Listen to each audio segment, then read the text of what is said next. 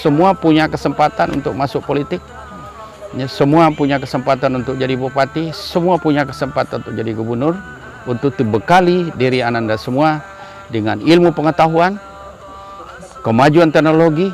Jangan lupa akhlak Ananda selaku orang muslim harus punya keteguhan di dalam agama ini.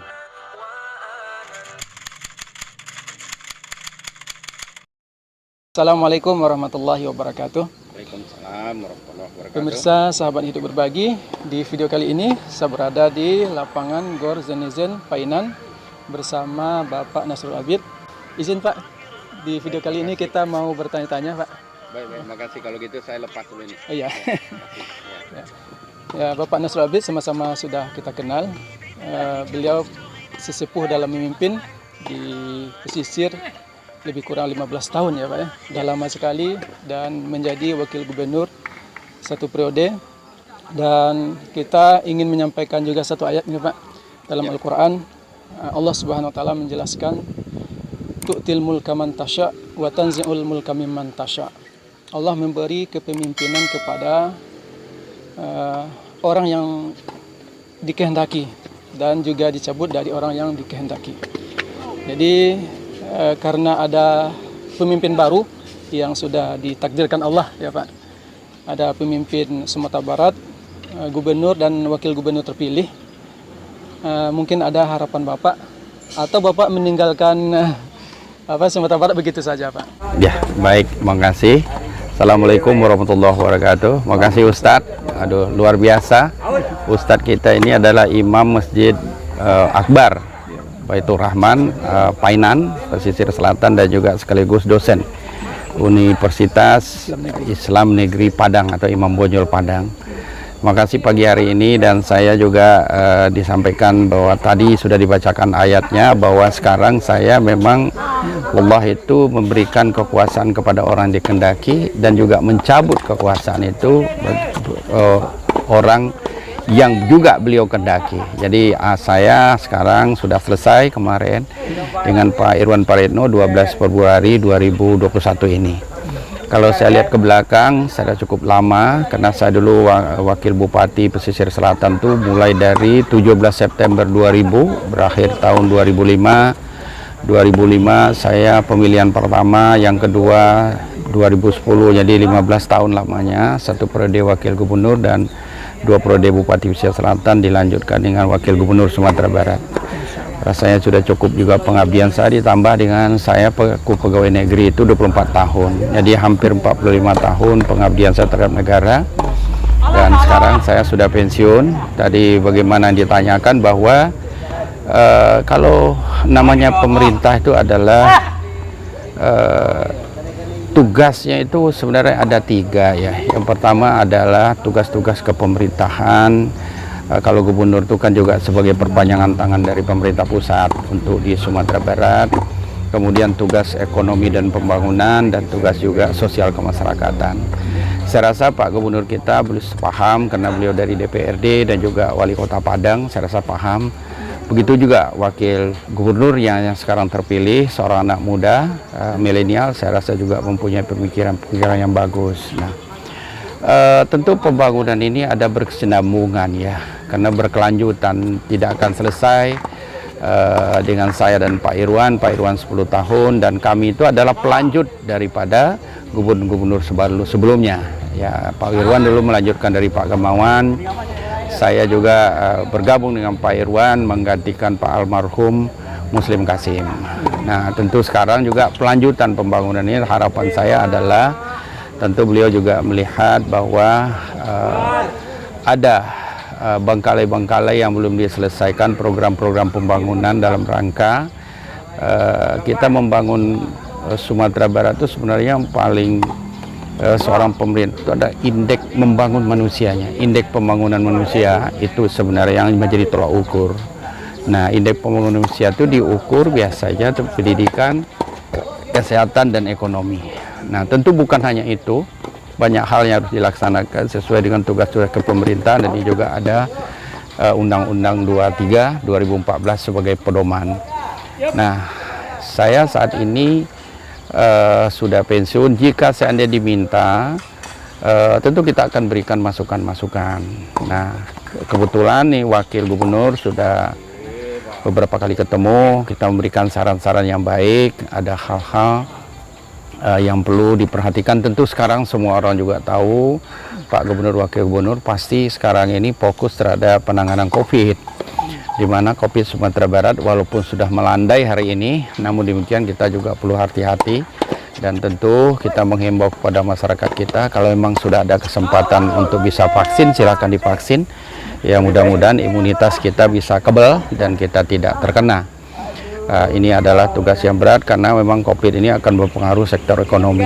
Nah, tentu yang kedua, bagaimana Pak Gubernur kita, Pak Wakil Gubernurnya fokus tentang pemulihan ekonomi Indonesia atau Sumatera Barat, tentu fokus terhadap UMKM kita, di mana catatan Bank Indonesia itu mudah-mudahan kuartal pertama 2021 ini pertumbuhan kita akan positif 1,6%. Nah, ini tentu juga menjadi kajian beliau. Nah, di samping itu juga ada tugas-tugas yang harus dilaksanakan, bahwa kemarin rame ada masalah jalan tol Padang Pariaman atau Padang Pekanbaru ini sepanjang 254 kilo.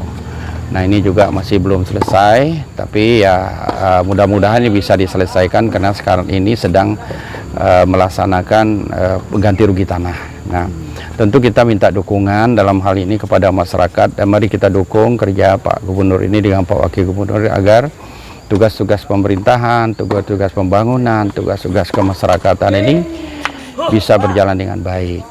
Kita akan terdiri dari 19 kabupaten kota. Tentu budayanya berbeda, potensi lokalnya berbeda, kearifan lokal berbeda. Tentu beliau bisa memahami kondisi ini, karena kita memang setiap tahun itu dilakukan rapat koordinasi. Nah, disitulah nanti akan ketahuan prioritas-prioritas pembangunan yang akan dilaksanakan untuk Sumatera Barat ke depan. Mudah-mudahan tentu kita berharap COVID ini selesai segera, dan pertumbuhan ekonomi membaik, yaitu pembangunan bidang infrastruktur, katakan juga sosial kemasyarakatan. Tentu juga jangan lupa Sumatera Barat ini kita mempunyai adat pesandi sara, ya, falsafah kita ada pesandi sara, sara kitabullah. Tentu semua dirangkum, semua diajak membangun Sumatera Barat ini bersama-sama, termasuk juga para perantau kita juga diikut sertakan untuk memikirkan bagaimana kita membangun Sumatera bersama-sama agar tingkat kesejahteraan Sumatera Barat ini akan lebih baik di masa depan. Kalau untuk pesisir sendiri, bagaimana Pak harapan Bapak? Ya, pesisir sendiri kita ini saat ini masih angka kemiskinan kita 7% lebih. Jangan-jangan kena COVID ini bisa mendekati angka 8%. Harapan saya kepada Pak Bupati kita yang baru dengan Pak Wabub adalah fokus untuk pengentasan kemiskinan. Tentu ada daerah-daerah yang tertinggal, masih ada, tapi tidak banyak lagi ya. Dari nagari masih ada nagari yang tertinggal. Kalau catatan kita itu dari 182 nagari itu ada 37 kalau nggak salah yang tertinggal. Ya, tentu ini difokuskan ke sana. Kalau tertinggal tentu yang pertama infrastrukturnya, termasuk masalah pendidikan, ya, kesehatan. Saya tuh fokus di situ karena ini adalah kita kan ingin melakukan bagaimana peningkatan IPM tadi. Nah, kemudian di sektor ekonomi jangan lupa bahwa kita punya potensi ketahanan pangan. Nah, karena dulu pengalaman saya 2006 itu terjadi kelangkaan pangan di pesisir selatan. Semenjak itu kita fokus terhadap pertanian, katakan waktu itu beras. Kita fokus sehingga produksi kita itu surplus, bisa kita mensupport atau membantu kabupaten kota lain bahkan sampai ke Jambi. Nah, jadi ini ketahanan pangan ini bukan hanya padi, ubi-ubian, ya, hortikultura lainnya. Saya rasa ini menjadi prioritas, termasuk sektor perkebunan. Nah, kemudian juga sektor perikanan yang perlu juga mendapat perhatian karena angka kemiskinan itu banyak sekali di masyarakat kita yang bergerak di perikanan kelautan ini, dan kemudian termasuk juga sektor pertanian. Jadi dua ini penyumbang angka kemiskinan yang terbesar baik di pesisir selatan maupun Sumatera Barat, mungkin fokusnya ke sini. Nah, potensi selanjutnya adalah bagaimana kita mengembangkan, melanjutkan pembangunan di bidang pariwisata. Karena pesisir selatan ini sudah terkenal sekarang wisatanya, Cerocok Painan, ada Mande dan lain-lain. Tentu bagaimana ke depan sektor pariwisata ini adalah bisa penyumbang devisa untuk meningkatkan ekonomi masyarakat kita, terutama home industri, UMKM kita bisa berjalan dipasarkan di sektor pariwisata. Nah, kalau pariwisata ini karena kita punya pantai, punya laut, punya pantai, punya pulau yang belum maksimal, harapan saya ini bisa dimaksimalkan. Dan juga tentu kita bagaimana kita ke depan melakukan promosi pariwisata. Tentu kita juga sebelum promosi kita lakukan, kita harus melengkapi dulu infrastrukturnya. Karena saat ini pariwisata Sumatera Barat juga sudah masuk namanya pariwisata halal. Wisata halal itu artinya apa? Bukan tidak orang non muslim tidak datang, bukan itu. Jangan jangan salah kaprah. Wisata halal itu adalah bagaimana kita menjaga satu tempat itu dengan kebersihan. Artinya secara kesehatan, hygiene-nya terjamin. Kemudian juga secara keagamaan juga terjamin kebersihannya. Apa? Setiap ada tempat wisata itu di harapan kita ada musolahnya, ada WC dan sertipnya, ada masjidnya atau musola tempat orang sholat. Kemudian ada tempat parkiran yang memadai, nah WC-nya juga yang bersih. Kemudian ada juga tempat jualan UMKM. Nah, saya rasa itu saja sekarang yang difokuskan. Pesisir Selatan itu termasuk juga infrastruktur, masih ada negari-negari yang tertinggal tadi, tentu jalan ya, jembatan. Jadi memang cukup berat ya pesisir selatan ini. Penduduk kita juga cukup besar. Daerah ini kita ini luas ya. Kalau daratan kita ini Sumatera Barat ini pesisir selatan ini paling luas daratan. Setelah Mentawai itu pesisir selatan kalau nggak salah kita 57.000 km persegi. Nah ini tapi kita juga lautnya juga paling panjang di Sumatera Barat. Nah jadi ke depan harapan kita bagaimana Pak Bupati kita fokus surplus tetap beras harus dijaga.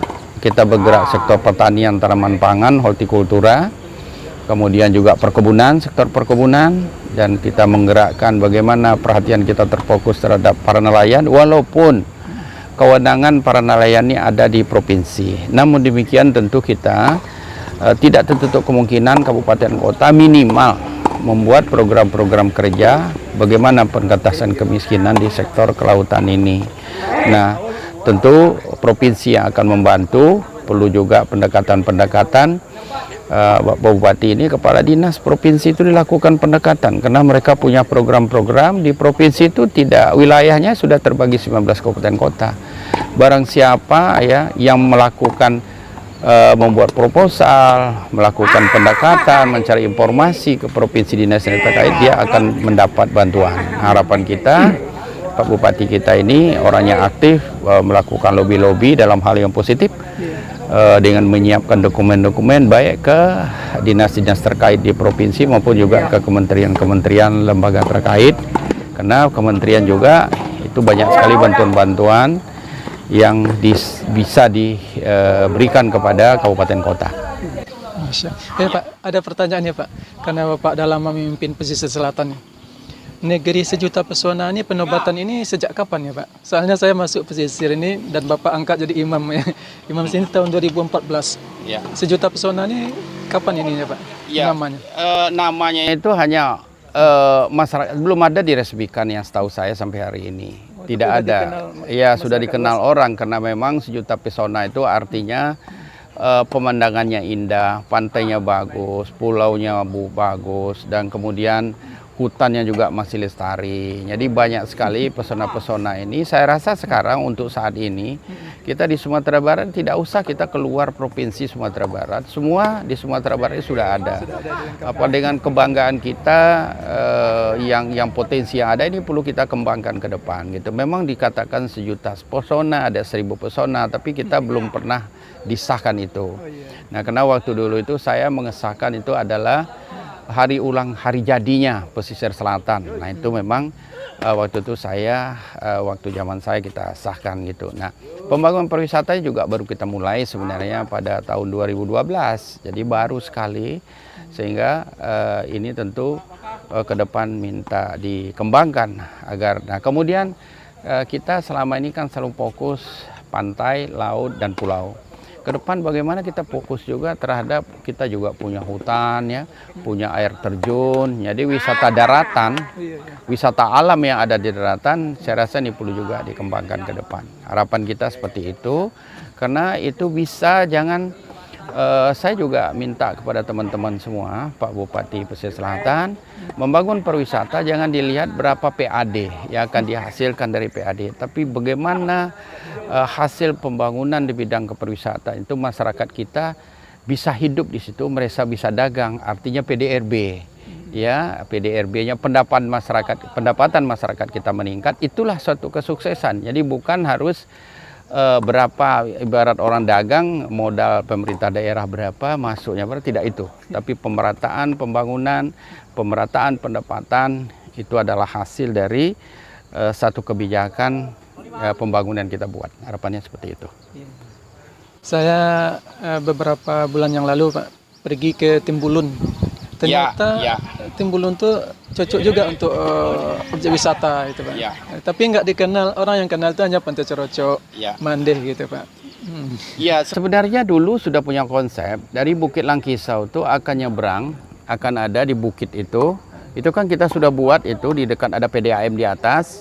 Jadi nanti dia terus ke Timbulun. Timbulun ini jalan yang di belakang rumah sakit ini. Ini adalah salah satu alternatif. Jalan dulu, tembus ke Timbulun, nanti dia keluarnya di belakang rumah sakit. Nah konsep kita juga waktu itu karena pelabuhan yang mau dibuat. Pelabuhan ini biar ini jalan wisata dan pelabuhan. Jalan masyarakat nanti yang potong sebenarnya adalah yang jalan belakang rumah sakit yang tembus ke Sungai Nipah. Timbulun salah satu. Kemudian juga ada di Bayangsani. Banyak hal di air haji itu ada di Rantau Semelenang. Jadi air terjun kita sekarang belum maksimal. Nah, saya rasa ini adalah PR bagi Pak Bupati kita ke depan untuk bisa merealisasikan ini, dan tentu kita bagaimana melibatkan masyarakat setempat. Sangat penting. Kaya sekali pesisir selatan dengan objek wisata ya Pak. Kaya sekali, dan kita belum digarap. Menurut saya kalau digarap sekarang mungkin baru 10-20%. Yang sisa masih banyak sepanjang pantai. Mandeh juga belum maksimal ya. Artinya masyarakat kita sudah ada manfaat, tapi belum maksimal lah. Karena memang harapan kita adalah hasil pembangunan itu betul-betul untuk masyarakat kita mendapat mata pencarian dari situ. Secara ekonomi mereka bangkit, itu harapan kita. Subscriber kita banyak mahasiswa Pak yang muda-muda. Ya. Jadi harapan nasihat Bapak untuk yang muda-muda, mungkin ada cita-cita mereka yang ingin jadi bupati juga suatu saat Pak. Ya. Apa yang harus mereka siapkan supaya bisa jadi bupati Pak? Yang pertama, anak-anak muda, negara ini Anda akan punya. 10 tahun lagi ini milenial yang akan punya negara ini. Kalau target presiden pemerintah itu 2045. Itu kaum milenial yang saat ini mereka akan pegang pimpinan. Berarti 25 tahun lagi. Nah, cukup lama. Kalau saya terlalu lama. Mungkin 2030 Anda sudah bisa semua. Yang diperhatikan yang pertama sekarang, sekolah tidak bisa lagi kuliah bermain-main. IT harus dikuasai. Bahasa asing minimal 1 harus dikuasai. Tidak bisa tidak. Kemudian kalau ingin masuk pegawai negeri, tes psikologi harus dikuasai. Jadi 3 ini adalah harus Anda kuasai. Tidak bisa tidak. Nah, kemudian kalau ingin terjun ke politik, ada saran Bapak. Ada satu teori Maslow. Teori Maslow itu dia seperti gunung. Artinya di bawah itu ada namanya kebutuhan dasar, basic need. Basic need itu adalah sandang, pangan, perumahan. Artinya itu harus ada dulu jaminan.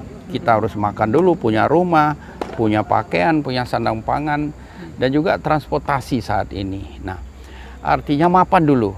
Yang kedua, baru rasa aman. Nah, ada rasa aman. Kalau kita masuk ke politik, ini yang sandang pangan perumahan ini aman ini. Tidak akan terpengaruh. Jangan sampai kita tidak makan kalau kita kalah. Yang ketiga, barulah kita sosialisasi. penghargaan. Nah, kemudian dari penghargaan, dan keempat itu adalah penghargaan. Yang kelima adalah aktualisasi diri. Aktualisasi diri itu adalah keberadaan kita ingin diakui oleh orang lain. Nah, kalau sudah ingin diakui oleh orang lain, maksud saya harus mapan dulu. Jadi jangan terjun ke politik, Ananda belum mata pencarian, belum punya mata pencarian, dan belum ada jaminan untuk keluarga kita, dan kita sudah masuk ke politik. Jadi ini kita nanti menjadi petualang politik kalau kita nggak itu. Dan kemudian keluarga kita. Jadi mapan dulu secara ekonomi, baru masuk ke politik. Karena sekarang politik Sumatera Barat sudah berubah saya melihat. Awalnya Sumatera Barat ini untuk kepemimpinan, tipikal kepemimpinan yang pertama adalah takah dari performan. Ya. Kelihatan cerdasnya, kelihatan tingkah lakunya, sopan santunnya, kelihatan dari situ. Yang sesuai dengan Sumatera Barat ini adat pesari syarat berkitabullah. Yang kedua adalah tokoh. Tokoh itu dia dikenal masyarakat dan mengenal masyarakat. Jadi tidak ada kesombongan. Nah, ini harus dipunyai dulu. Nah, yang ketiga itu adalah tageh. Tageh ini adalah seorang yang pekerja keras. Artinya tanpa lelah, ini adalah pengabdian masyarakat. Tidak adalah pergi jam kantor. Seorang kepala daerah tidak punya jam kantor. Bisa 24 jam, bisa 10 jam, bisa 20 jam, bisa 12 jam. Artinya siap nggak untuk tiga ini? Artinya ada nggak? Yang sekarang saya melihat ini tipikal, ini ada namanya finansial. Nah, T itu toke lah kira-kira seperti itu. Nah, jadi harus siap.